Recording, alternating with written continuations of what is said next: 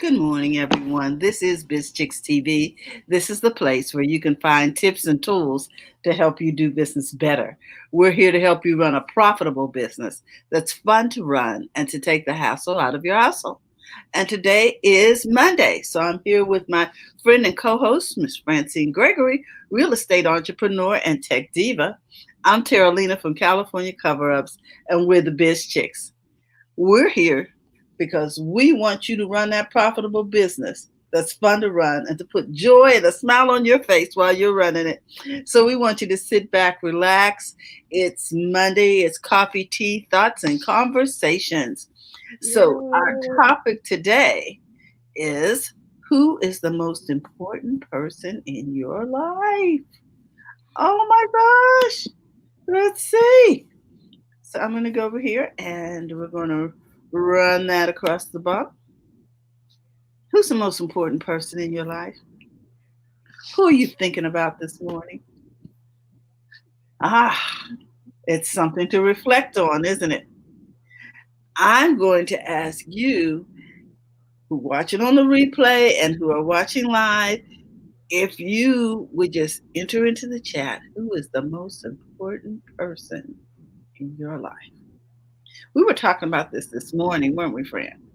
Right, we definitely were. And I think part of it was a kickoff from last week when our guest was on. And Mm-hmm. she mentioned how she has it was Enrica Greathouse from Small Gorilla. Mm-hmm. She has carved out for herself some buckets of time. Mm-hmm. And in that first bucket, it was all about her. And just having the buckets of time, other people's projects, uh, and work that you need to get done, that type of thing. And so, when we had that discussion this morning, we were thinking, who's the most important person in your life? Mm-hmm. Many of us would say spouse, children, parent, mentor, um, some famous person. But to answer that question, the answer should be, drum roll, I guess, should be you.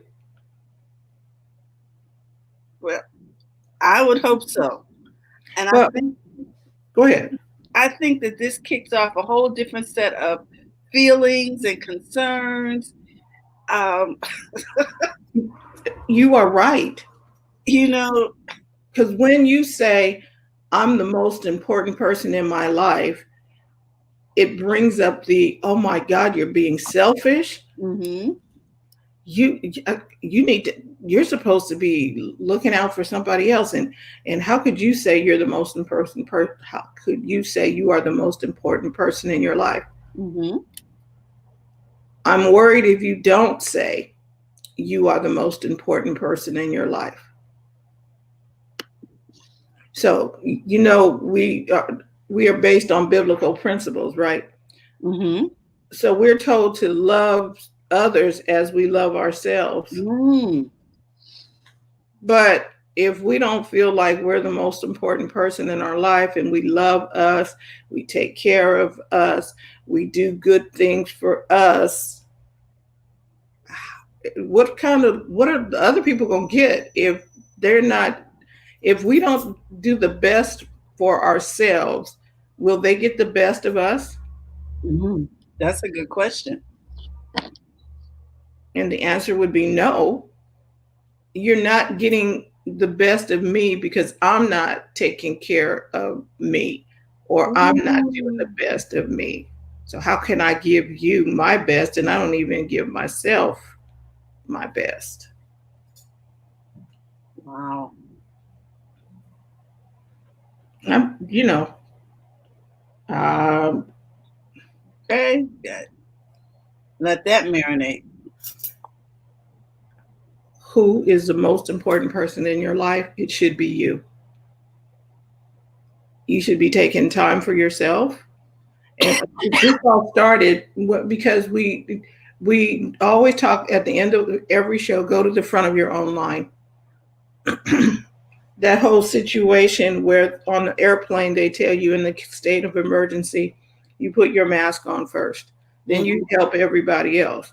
But if you're passed out laying over the seat, you're not going to you can't. How are you going to help somebody else?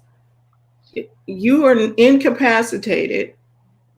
You're depleted. You've been going gun ho for everybody in your family, everybody in the world, and you're volunteering and you're doing and you're going and you're coming and the da da da da da. But none of that was for you. I know this is going against the grain. I know this is counterintuitive to what we've been taught. Absolutely. Absolutely. You're being selfish. I'm actually being selfless. Because if I don't take care of myself, I can't very well take care of you. I mean, what can I say? You can't give what you don't have. You can't draw from an empty well.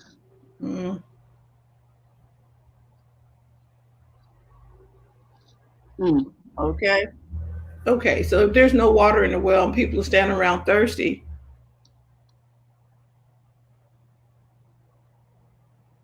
I'm just saying. I know you have nothing to give. I'm gonna put this link in the chat because I'm gonna read this. Okay. From Joan London. Wrote an article. Well, that didn't work, did it? Let's see. Okay. So now while Terry, something else. While Terry is putting that over in the chat, what have you done for you? We've been talking about goals. Last week we gave you a challenge to mark out time on your calendar for you to do whatever it is that you wanted to do. Whether it's staring at a wall, at a rock, at a tree, at water, whatever that looked like to you, you need to carve time out to do you. Just you and you alone. Okay. Have you done that? Have you done that? Maybe that should be one of the goals on the list on our top 10 for the year. Carving out time for ourselves, creating space in a hectic schedule for ourselves. Well, let me read some of this. It says, who's the most important person in your life? Okay. Whenever we work with, this is from a physician. He says, whenever we work with patients on improving their overall health, we start by asking a simple question. Who's the most important person in your life? And that's interesting because we just sort of came up with this question this morning. How you doing, Karen? Let's see who else is in here. Yeah, I can see Karen. If you're in here, let us know so we can give you a shout out. It says many people answer that the most important person is their child, their parents, their spouse, or some loved one. But the real answer is you. You are the most important person in your life. But most of us are raised to believe otherwise. And that's the point we were making this morning. And that he says, and that putting ourselves first is selfish. But the reality is that when we take care of ourselves, we have even more to give to others. That's the synopsis of it. But he goes on to close with this. He says, all that cellular damage and dehydration actually ages you and makes you more likely to suffer from diseases because you have not taken care of sleep, exercise, eating well, taking time to enjoy yourself and relax. It means you don't think your basic needs are worthy of care, which leads to some serious issues. He says, so what's the first step you should take on your journey to being healthier and happier? Make yourself the most important person in your life. Mm. Okay, so ladies, I asked you again, who is the most important person in your life and why? Give us, tell us in the chat who's the most important. Let's see. Karen says, that's why I'm allowing my free membership to be about discovering you, because people need to figure out they're important in their life. I feel you. As when you discover you, you become a rock star and unstoppable. Woo! I like it, Karen. Yep, she says it's just so true that you're the most important person in your life. Think about it. You really are.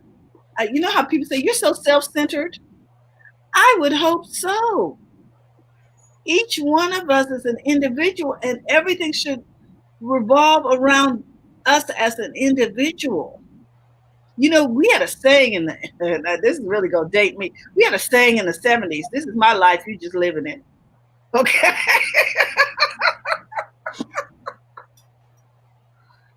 Now, I don't know. Go ahead. I don't know where that came from. But it's true, huh? Where we just... And we turned out to be one of the most giving generations. They said, oh, y'all are just so selfish, so self-centered. You never lived through a war. Da, da, da, da. Then we had Vietnam. Then we had, and on and on. But I'm saying to you that we are a very giving generation, and we're still giving, thank God. But we had that attitude as youth. This is my world. You're just living in it. So in other words, I'm going to figure out what I'm about and then build everything else around that, which essentially ties into knowing what your purpose is. Mm. Mm-hmm. Hi, Maureen's in here. Hey, Maureen. Hey, Maureen. Good morning. Yes, we're talking about who is the most important person in your life. So, Maureen, who is the most important person in your life? Thank you for joining us this morning.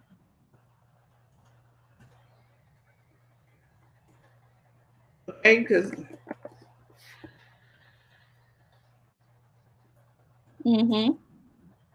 I'm still working on something, but yeah, I can't get it to open on my laptop. I can get don't worry about it. I'm working on it.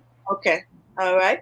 So the question becomes, who is the most important person in your life and why? Thank you, Maureen. Maureen says me. And then Karen says, people say those things, Terry, because they don't know how to love themselves, so they can't understand it, and it's hard for them. Okay, I can wrap my mind around that, Karen. I really can, because from the very beginning, if you don't have enough for everybody in the class, you're selfish. If you eat your sandwich before offering someone something, this is all grade school stuff. We'll start this from the very beginning. Then you're selfish. If you take the last scoop of potatoes, then you're selfish. If you if you want to ride your new bike before all your friends do at the birthday party, you're selfish. You should share. Wait a minute. Can we get some pleasure while we're helping others? Take care of yourself. Nobody wants to be around a grumpy person. And if I'm never taking care of myself, eventually I'm going to be resentful and I'm going to be grumpy. Neither one are cute. You know, like let's just take the bicycle at the birthday party. So mom says, well, I know it's your birthday, but you need to share with all of your guests. So let's let Billy ride the bike first. And then you go over and you're sitting on the grass like this, all upset, and rightfully so, because you didn't get the juice out of it before everybody else. Everybody else gets to scratch it up, and then they hand it to you. So here's your new bicycle. How do you feel about that? And I want to go back to the principle found in the Bible that says, "Love others as you love yourself." You're not going to be able to give love to somebody else when you don't love yourself. You don't care for yourself. You don't. You. How are you going to do that? I have no idea what the principle is of teaching people to unlearn how to love themselves. So Maureen says, me, myself, and I. Good job, Maureen. She says, because if I don't take care of self, no one will. Okay. Let's see here. You can't share if you have nothing. Exactly. You can't share if you have nothing to share. Okay. And then no selfish, it's self-care. Okay. Yes. It's taking care of yourself so that then you have the strength, the energy, and the enthusiasm to do other things. So I'm telling you that these are just some of the things that we need to reflect on and unlearn some stuff about how we think and feel about who is the most important person in our life, and be okay with it. Even if you can't share it with people because people are going to tell you it's selfish, just know in your mind, you have got to put the oxygen on you first. Mm. You have got to take care of yourself. So And that's why we want to talk about taking at least 15 minutes. And I know Karen has some suggestions about how to care for yourself, and Maureen. What are you going to do for you? We mentioned taking vacations early in the call. A lot of people don't know how to vacation. Okay. They go on a vacation and they don't vacate. They bring work, they pack. Have you ever seen somebody, mom goes on, they go into the beach and mom is packing sandwiches and making sure everybody has all their stuff and everything's in the bag. She is not sitting on the beach enjoying the sun. She is working. She's fixing lunch while everybody's out on the beach. She's on the blanket laying out stuff. and she's not enjoying the beach, not running with the kids or anything. Yep. Or, people like you mentioned sitting on the beach with a computer. They all into their work and not vacationing. Listen, it was so bad because people will give you assignments if they find out or they think you have free time, especially those who allegedly love you. Okay, so what I would do was when I had a day off, or if I was taking a day off for R&R, rest and recuperation, I didn't tell anybody. I got dressed, got up, got in the car, and drove off. Everybody went to school, everybody went to work, and I came back and sat down and enjoyed my house. Because that was my day for R&R for me. I didn't want to, oh, you're home. Yeah, could you do that? Could you go here? Could you? No. And we get into stuff that we shouldn't be in. We get into the habit of doing so much for everybody else. They just expect you to if they see you there. And so we have to retrain ourselves because no is a complete sentence. Now, Karen says, when we first had our kids, my husband used to say, my mom would always give her all to the kids. She would, even if she was left without, I would say, wow, and just smile. Now, in my world, Not in my world. Karen is like, not in my world, we eat it, what's it say?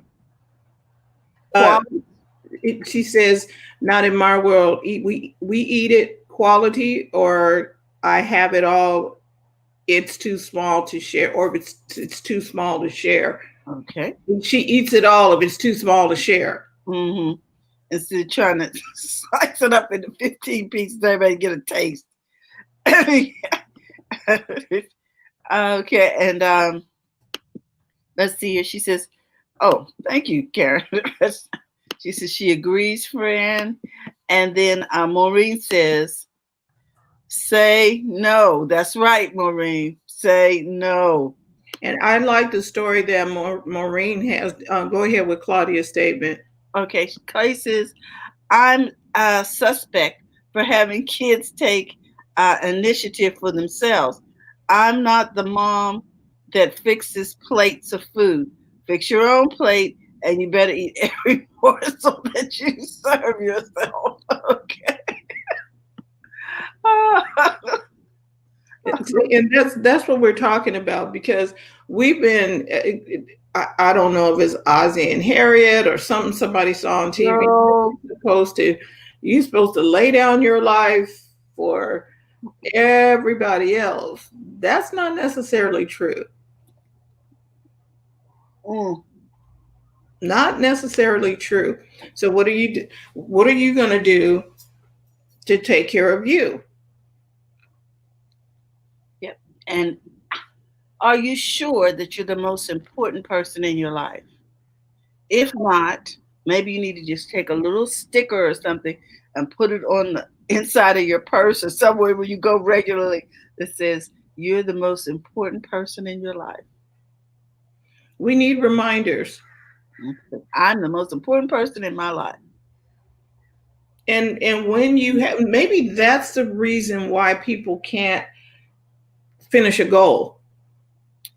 Okay, now here's the thing, because when you're the most important person in your life, there are also 5 important things in your life. 1, becoming the person you truly should be or could be. Another important thing is to chase your dreams. Okay. The other is to live your life not the life of someone else or what someone else thinks your life should be. Start tomorrow. Missing time with friends and family. All of these are 5 of the most important things. Okay. But if you don't know who you are, you really can't spend time with your friends and family because you can't show up. Because you don't know who you are. Well, they may not recognize you when you do show up. Well, you're perpetrating because you haven't figured out who you are. You're who you think they want you to be. Claudia's got a comment here. That's the one she just had there. Fix your own plate. And then what is this? Equally, okay. Oh, yeah. Yeah. Okay. Our culture continues to insist it is selfish to care for our own needs. I have no answers to reprogram this mentality. Okay.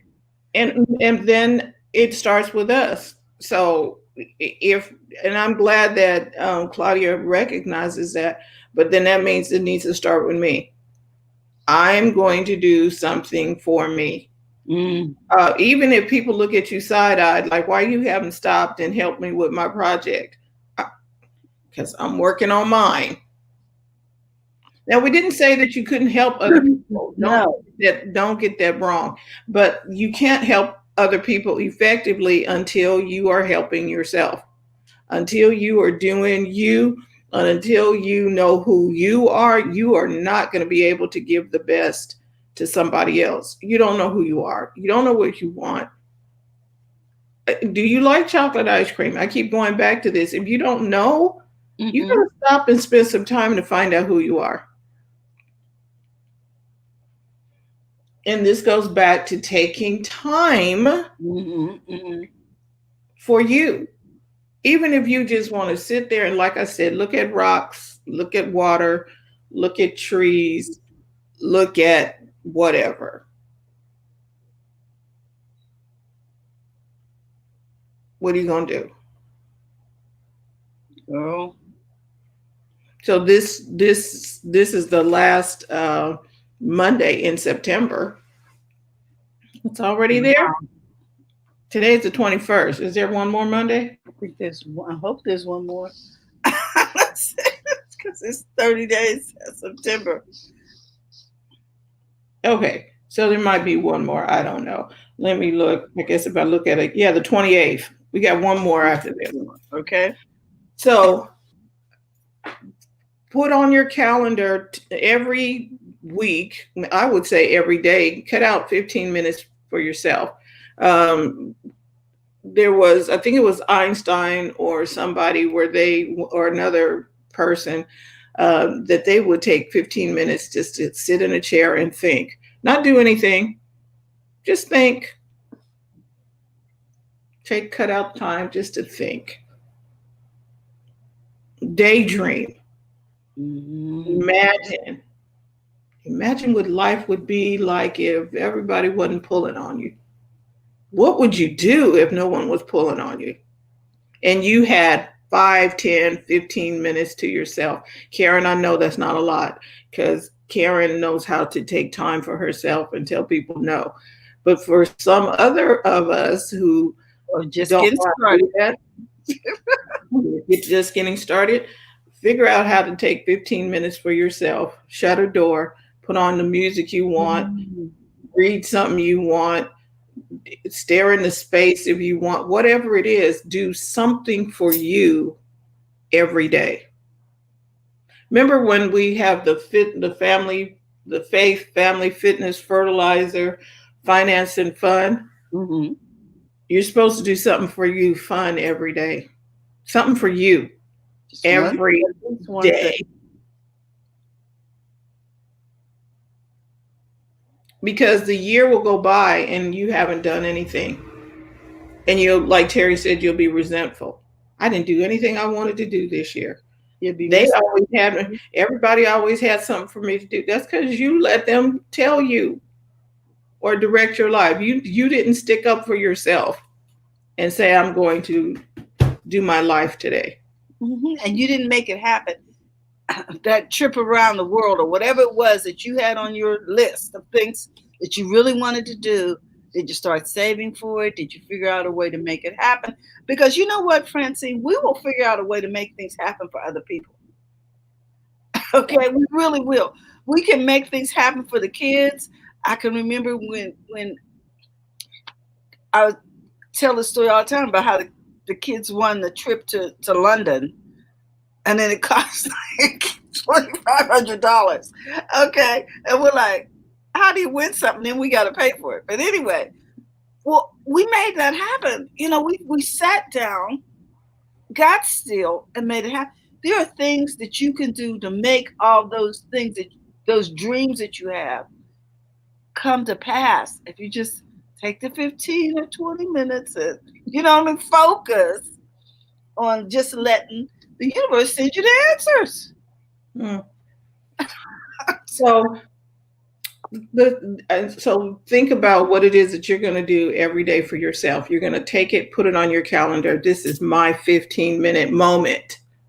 And I'm going to do this. You can make the moment longer than 15. We're just saying start out with 15 because if we tell you a whole hour, stuff. You'll go to sleep or whatever.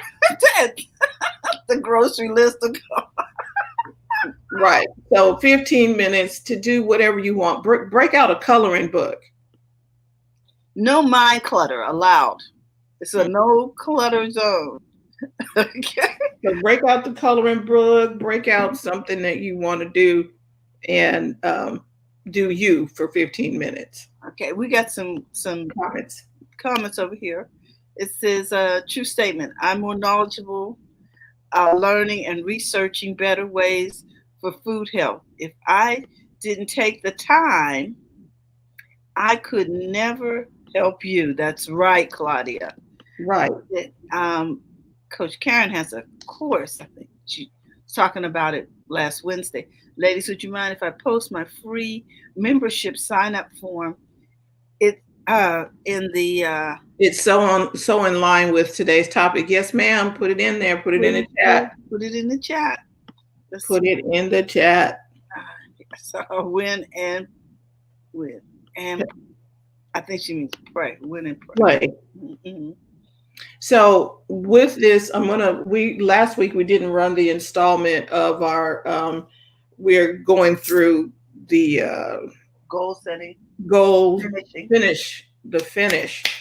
And so I have it now, Terry. I was able to figure it out. Okay. So we're gonna click on the Right Now Media, and it's not very long. I think you can watch it, and it'll be out long before the top of the hour. But this is going to be good. So Terry, if you take the banners down, I'll go ahead and share this screen. Okay. And meanwhile, Maureen, go ahead. Put Maureen's comment up. She's gonna put her course in the chat. That's fine with us. You know, we love it when you guys. Yeah, and I appreciate Coach Karen and you all doing what you do. Okay, you ready? You can. I'm trying to stop the banner here.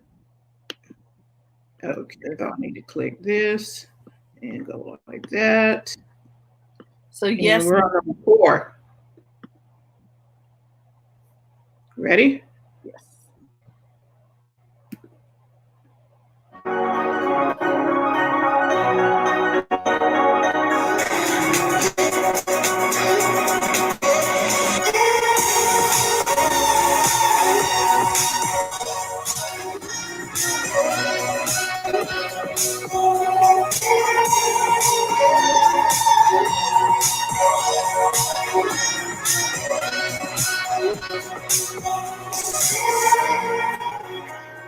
In the last session, we talked about picking the right actions. In this one, we're going to make sure that our motivation stays way up. In order to do that, I'm going to share the most surprising thing we learned during the research project.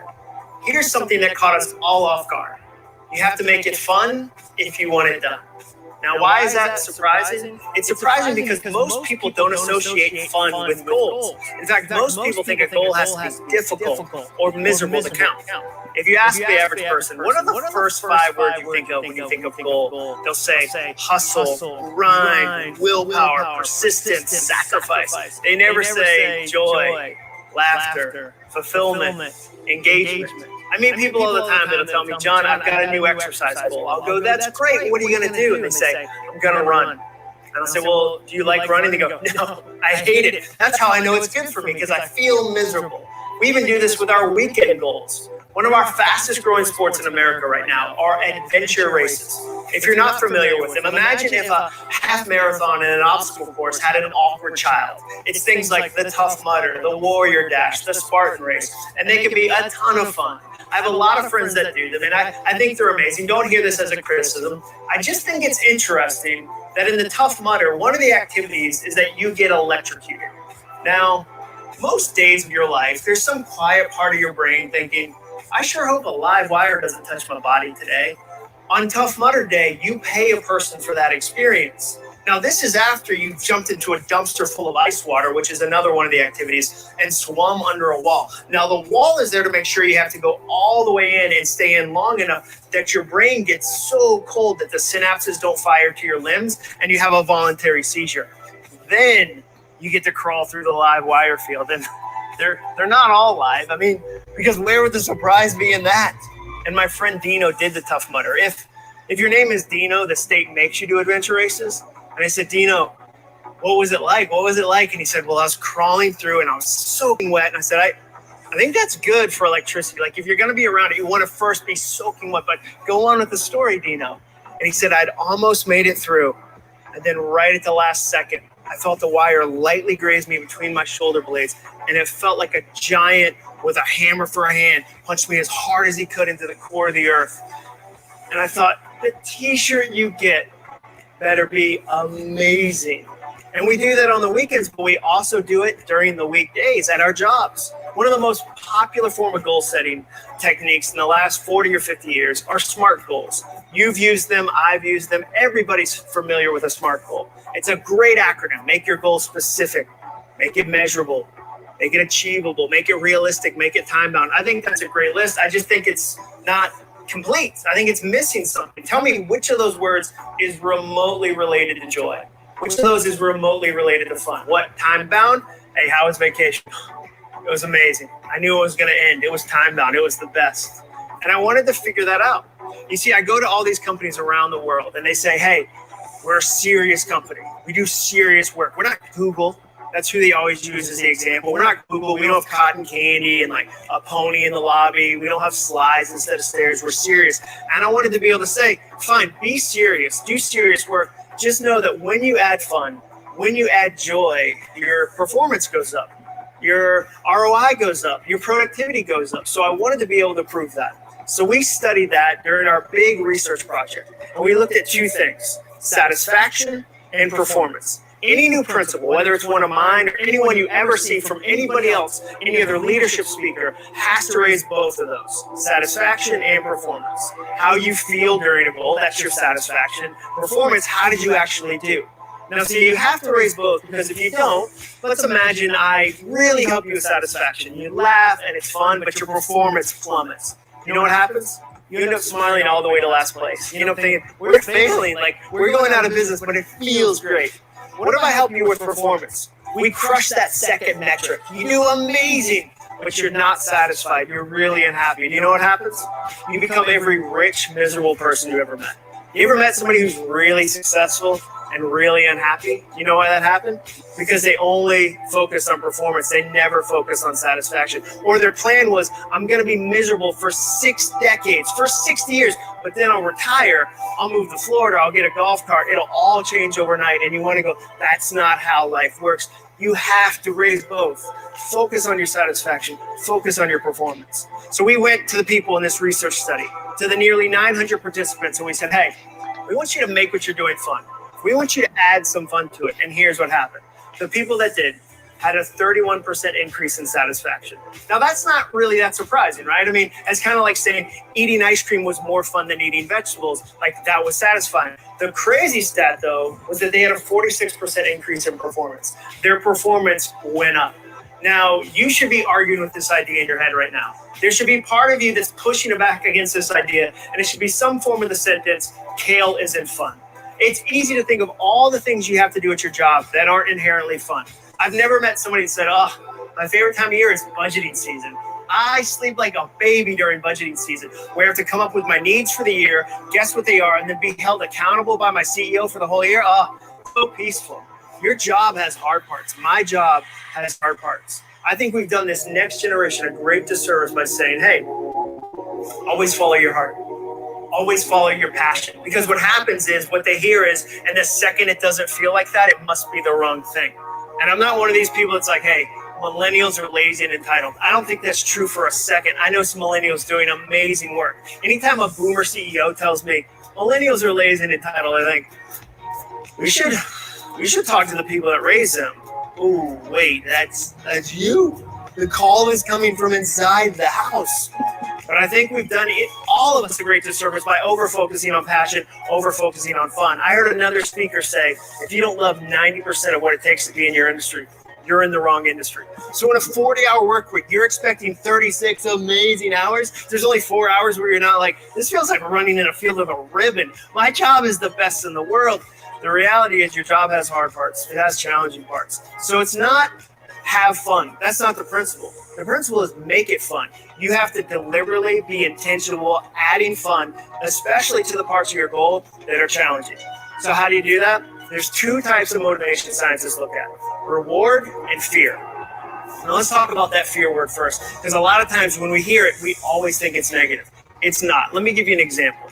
If you ever got something done on a Thursday because you had a Friday deadline, you experienced a positive fear motivation or a consequence motivation. Another way to say it is there's two types of motivations. There's approach and there's avoidance. An approach motivation is if I do these three things, I approach this reward. A fear motivation and avoidance motivation is if I do these three things, I avoid this negative consequence.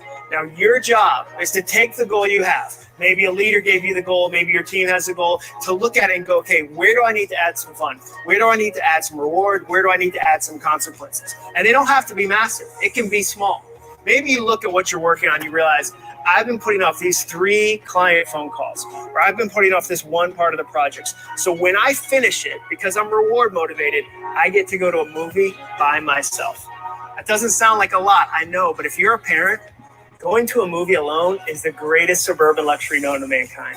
You walk in like, ticket for one. You can't believe it. Maybe make it a little bigger. I live in Nashville, Tennessee, where it's very easy to do big mountain skiing. That was a smart hobby for me to pick. But one year when I was trying to finish a book, I said, when I finish this manuscript, I get to buy myself my own pair of ski boots. If you've ever skied, renting boots is like renting prisons for your feet. So I said, as a reward, I get to buy a pair of boots. Now, I could have purchased the boots the day I made the goal. They weren't that expensive, but I needed that reward on the finish line pulling me towards completion. What about the flip side? How do you make sure that you have fear motivation if that's how you're motivated? Well, it's easy there too. Maybe you say to your manager, okay, you see all my numbers, you see all the things I'm doing. I'm now going to share an effort update. I'm going to voluntarily, once a week, every 2 weeks, give you an effort update. Because you know if you've got an effort update due to your leader on a Friday, by Wednesday, you better have some things in motion.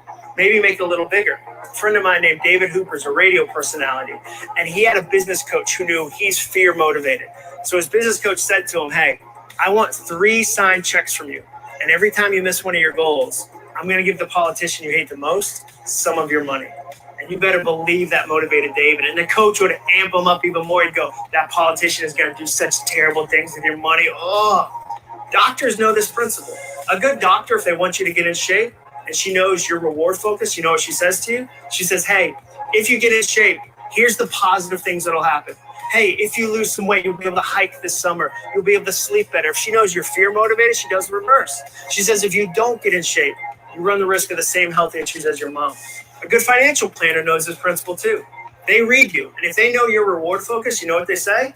They say, hey, if you do the hard things with your money, if you do your 401k, if you invest, you'll be able to retire. You'll be able to move to Florida someday, or you'll be able to get an RV and drive around the country and put stickers on the back with which states you've been to.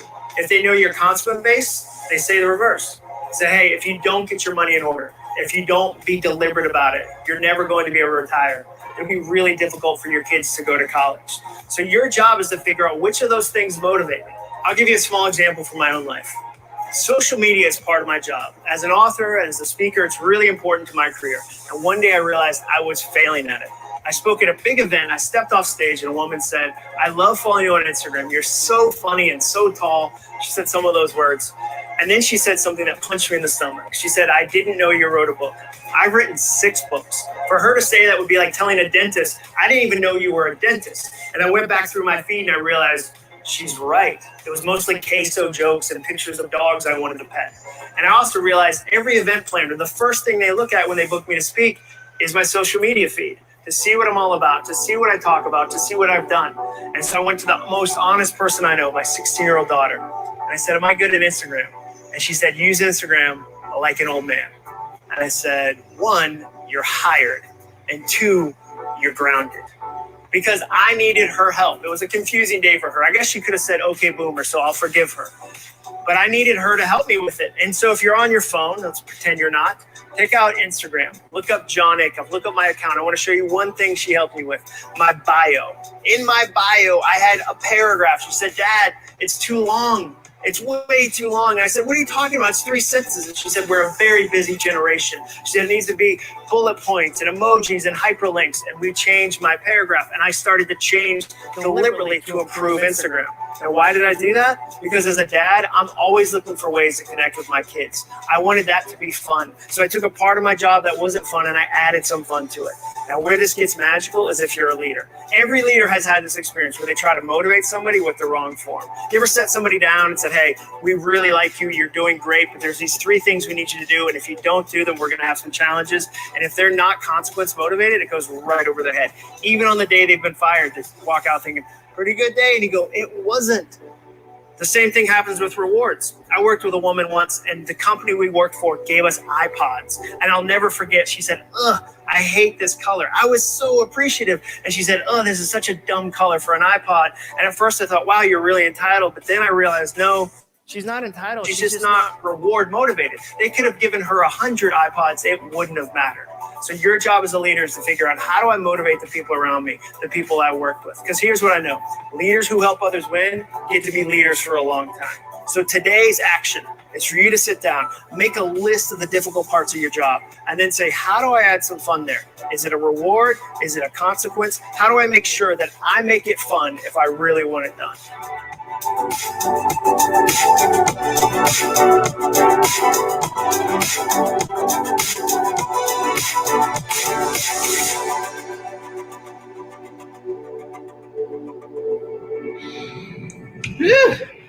Okay. Thoughts? Ooh, I like the concept. If you want to get it done, make it fun. It's sort of like renaming the whole thing to a happiness plan. You know what I'm saying? And when you did that, it makes sitting down to do your budget fun because you renamed it. And it's like, ooh, what? And when I did my plan, I was able to sit down and like, ooh, I'm going to be able to pay this off, do this. And now I have a plan for when the money comes in. So it does free I like the freedom. So doing things to shift the way you did it, because sometimes that whole sitting down to do your budget and do your taxes with the tax guy and some other stuff that are not fun in business can become fun. Yes. You can make them vegetables taste good. Put little, I think that's why they put, cheese, au gratin, and some other stuff, because they know people weren't trying to eat the asparagus like that. So any comments with regard to what you just saw? What do you guys think? Karen said, let's go back over to our comments here. Karen said, he is so speaking my language. My office is so fun and productive. Joy and happiness live here. I love it. My doormat says, this is my happy place. You know? Hey, Dr. Tachi and Brenna. So this is, and go follow him, John Acuff. He's over on Instagram. I learned something about doing Instagram just now. Yeah. I was like, oh, is my bio too long? Exactly. So that is what we have for you this morning. She says she tuned in late, but it is spot on. And you can always watch the replay. And I thought it was really good finish, because we always talk about goals, but do we ever finish them? Do we ever see something get checked off the thing that we wanted to do? Brenda has a comment here about the boys. She said, clean my boys' room. We enjoyed that yesterday. It was a hard start, but we made it fun looking at all the baby stuff in their memory boxes, and they initiated. Nice. And then Karen said, I always tell people to add ways to make within your budget plans. I guess make fun within your budget plans. If so, that you can see your abundance. This was good. That's true. Making it fun does help you see that you're making headway, especially in your business in terms of profit. Uh-huh. Karen said, that's why I love my list. I get it crossed off. Karen likes crossing off the list. Mm-hmm. And I think sometimes we do too. Okay, like I got that done. It gives you, for some people, it gives them, that's the reward. Mm-hmm.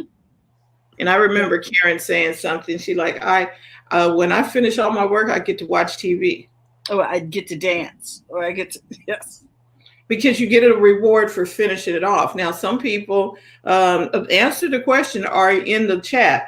Are you reward or consequence motivated? Which one is it? Are you reward or consequence motivated? And I think I might be a little reward motivated. Like I was working on something yesterday. I said, well, I can't watch any of my shows until I finish this. Mm. Yeah, Karen says she's more reward oriented. Anybody else? I think I'm more consequence oriented. If I don't get this done, something's going to fall off the edge or something. And it's okay, but knowing how you work makes it, you can talk to yourself.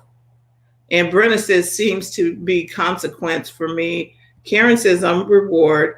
Brenna says she seems to be consequence oriented for her lately. And so maybe sometimes we do switch back and forth. I didn't think about that, Brenna. Right. And then Tachi says, good question, probably reward in whatever sense. Mm-hmm. Yeah. I was like, oh. So I am making a suggestion, and that is that you go to the front of your own line as a reward for just having been faithful in all the things that you've done, and so that you can keep doing what you need to do, so that you'll be built up and ready to go. You're going to have to stay at the front of your own line. We talk about that, and everybody is cute. No, you need to be at the front of your own line to help your friends and family, to do whatever it is that you've been called to do. And I'm with Terry on this one. Get in the front and stay there. Mm-hmm, mm-hmm. And often we do need to be reminded. That's why we say, don't forget. Because, muscle memory, next thing you know, we're at the back. We're like, how did I get here? Don't punish yourself. Just remember to go to the front of your tennis shoes are going up to the front. It's okay. Go up there and lead the way, especially in your field of expertise. We need you to lead the way. Like what Claudia was saying, she's studying all the healthy ways and options for eating. Now I don't have to do that. I can just call Claudia. Okay, what do I need to do to maintain this health?